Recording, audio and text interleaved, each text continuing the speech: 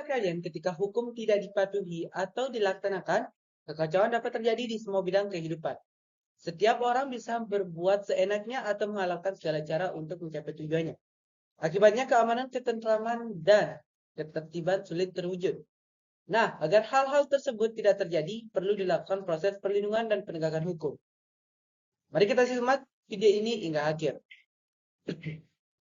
Oke, perkenalkan, nama saya Gede Dikanyana. Dalam video ini, saya akan membahas materi PPKN kelas 12 bab 2 tentang perlindungan dan penegakan hukum di Indonesia.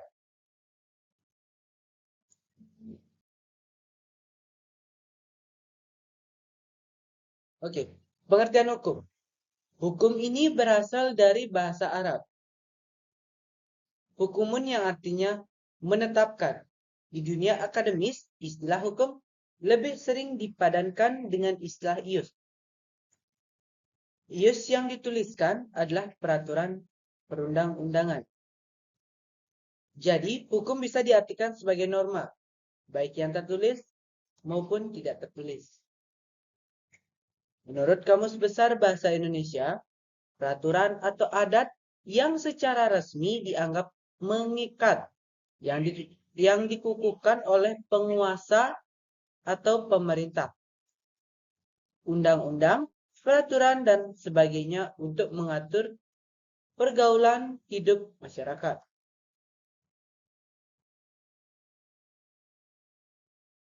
Menurut para ahli,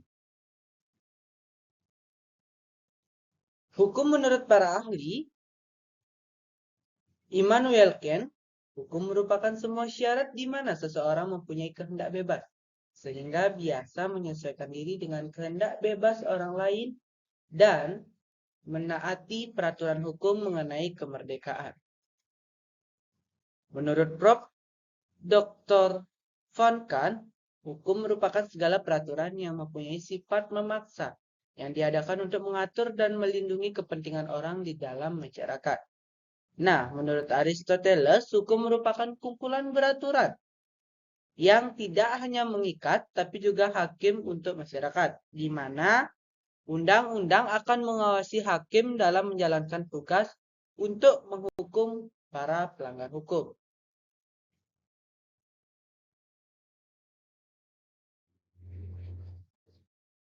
Nah, apa itu perlindungan hukum?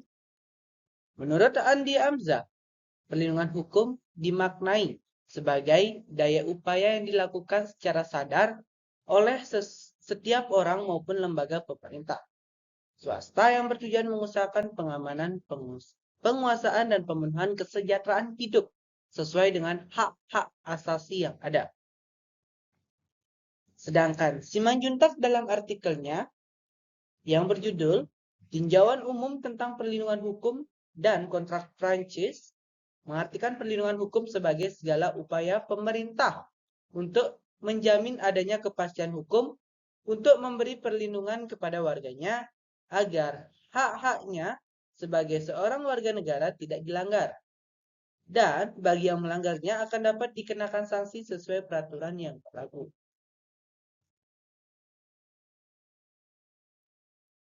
Unsur-unsur perlindungan hukum. Suatu perlindungan dapat dikatakan sebagai perlindungan hukum apabila mengandung unsur-unsur.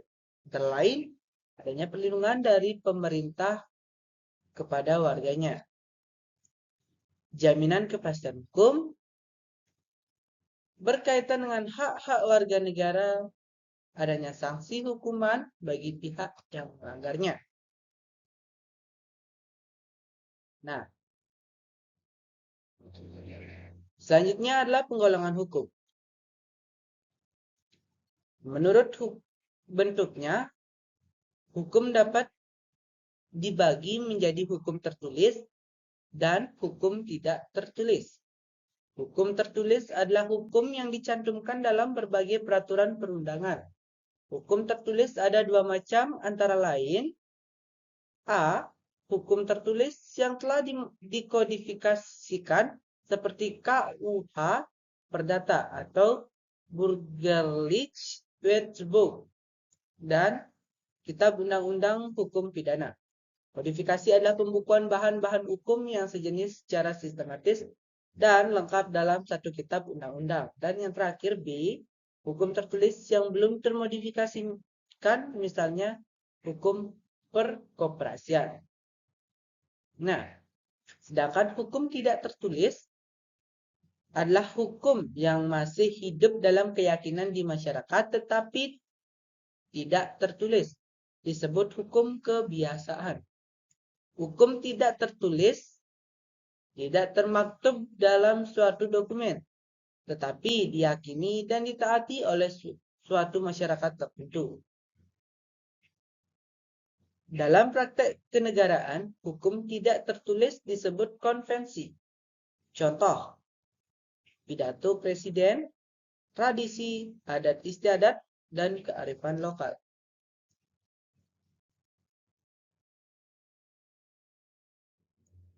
Macam-macam dari perlindungan hukum, yaitu perlindungan hukum terhadap konsumen ini telah diatur dalam Undang-Undang RI Nomor 8 Tahun 1999 tentang perlindungan konsumen dan peraturannya mencakup segala hal yang menjadi hak dan kewajiban antara produsen dan konsumen.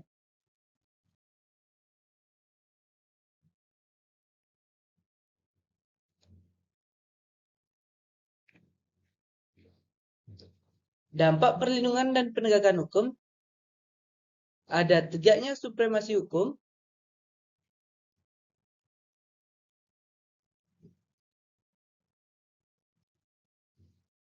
supremasi hukum bermakna bahwa hukum mempunyai kekuasaan mutlak dalam mengatur pergaulan manusia dalam berbagai macam kehidupan.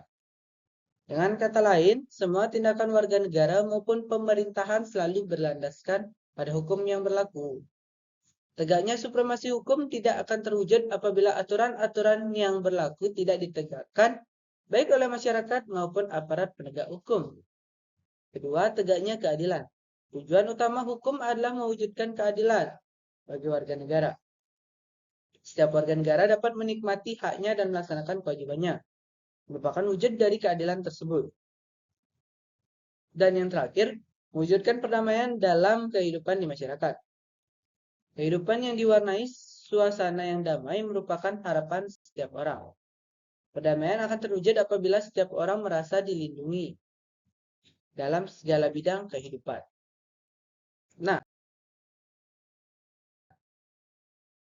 faktor-faktor yang mempengaruhi perlindungan dan penegakan hukum yaitu ada hukumnya. Dalam hal ini yang dimaksud adalah undang-undang dibuat tidak boleh bertentangan dengan ideologi negara.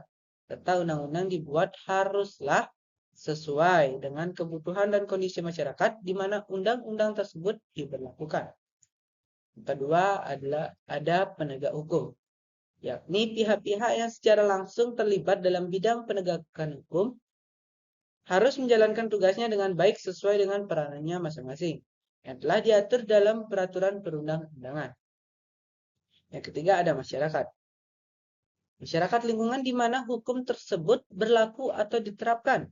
Masyarakat warga masyarakat harus mengetahui dan memahami yang berlaku, serta mentaati hukum yang berlaku dengan penuh kesadaran akan penting dan perlunya hukum bagi kehidupan masyarakat. Yang keempat ada sarana dan fasilitas yang mencakup tenaga manusia yang terdidik dan terampil, organisasi yang baik, peralatan yang memadai, keuangan yang cukup, dan sebagainya. Ketersediaan sarana dan fasilitas yang memadai merupakan suatu keharusan bagi keberhasilan penegakan hukum. Nah, dan yang terakhir adalah kebudayaan sebagai hasil karya, cipta, dan rasa yang didasarkan pada karsa manusia di dalam pergaulan hidup. Dalam hal ini, kebudayaan mencakup nilai-nilai yang mendasari hukum yang berlaku. Nilai-nilai mana merupakan konsepsi-konsepsi abstrak mengenai apa yang dianggap baik sehingga dianut dan apa yang dianggap buruk sehingga dihindari. Baik, sekian yang dapat saya sampaikan pada video ini. Semoga bermanfaat bagi kita semua. Thank you.